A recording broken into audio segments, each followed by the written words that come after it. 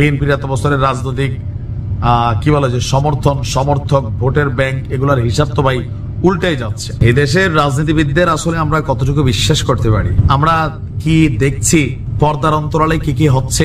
আমাদের ক্যালকুলেশন সকালে থাকে একটা, বিকালে আরেকটা, তাই না ভাই? এটা আমাদের ক্যালকুলেশন থাকে না। নিউজের উপর যখন আমরা দেখি তখন ক্যালকুলেশন লড়া যায়। গতকালকে পর্যন্ত বিশ্লেষণ করছিলাম যে জামাত ইসলাম এবং এনসিপি মানে ছাত্রদের যেই জাতীয় নাগরিক পার্টি তারা জোট বাঁধবে, এটা আমরা শিওর ছিলাম। কিন্তু আজকে দৈনিক মানব জমিনের একটা ফিচার দেখা, এটার তথ্য দেখা মনে হচ্ছে যে কোনো সময় বিএনপির সাথেও জোট বাঁধতে পারে এনসিপি। তবে ছাত্ররা একটা সুবিধাজনক অবস্থানে চলে যাচ্ছে। জামাতও এদেরকে চাবে, বিএনপিও চাবে, ইভেন নেগোসিয়েশন হচ্ছে। 100টা আসন চাইছিল ছাত্ররা এই দলটা লঞ্চ করার আগে বিএনপির কাছে। বিএনপি 5-7টা বলছিল। দল লঞ্চ হওয়ার পরে বা আগে পরে আরেকটা নেগোসিয়েশন চলছে, 20 থেকে 25টা সিট ছাত্রদেরকে ছাইরা দিতে চায় বিএনপি।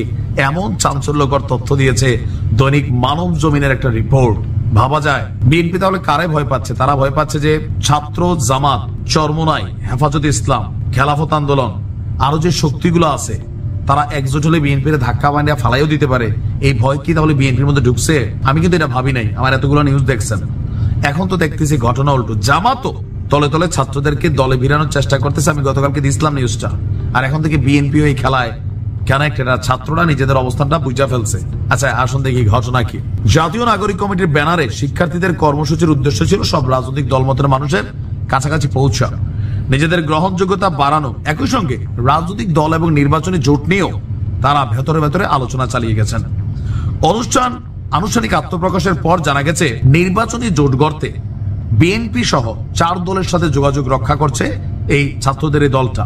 অন্য দলগুলো এবি পার্টি বাংলাদেশ, জাতীয় পার্টি বিজেপি, এটা আন্দালিব রহমান প্রার্থী সম্ভবত, আর বিএনপি আরেকটি দলের নাম জানা যায়নি, এটা সম্ভবত জামাত ইসলাম। আর এসব দলের বিশ্বস্ত সূত্র আলোচনার বিষয়টি মানব জমিনকে নিশ্চিত করেছে। জানা গেছে যে আপনার দল গঠনের আগ থেকেই নির্বাচনী জোট নিয়ে তৎপর ছিল তারা। অন্যদিকে শিক্ষার্থীদের নিজেদের পাশে রাখার চেষ্টা করছে রাজনৈতিক দলগুলো, বিশেষ করে বিএনপি, জামাত। দুই দলই ছাত্রদের সাথে সুসম্পর্ক ধরে রাখার চেষ্টা করছে। বিএনপি থেকে শুরুতে 5-7টি আসন ছাড়ার প্রস্তাব থাকলেও এখন দলটি এই ছাত্রদের জোটে নিতে 20-25টির মতন আসন দিতে চায়, এমন আলোচনাও আছে।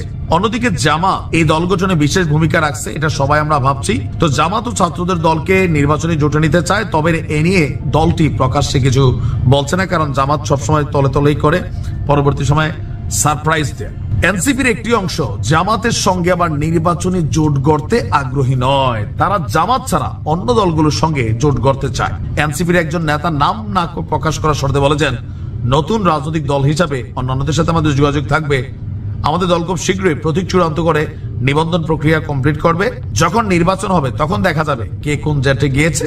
যে কোনো কারোর সাথে জোট হতে পারে, ভাবা যায়। আমি তো আশ্চর্য হচ্ছি যে বিএনপি কে ছাত্রদের দলটাকে কিছুটা তো ভয় পাচ্ছে, বোঝাই যাচ্ছে, বাট এতটা ভয় পাচ্ছে যে এদের সাথে নেগোসিয়েশন করে জোট করতে হবে বিএনপি কে। তাহলে আর বিএনপির এত বছরের রাজনৈতিক কি বলে যে সমর্থন সমর্থক ভোটের ব্যাংক এগুলোর হিসাব তো ভাই উল্টাই যাচ্ছে।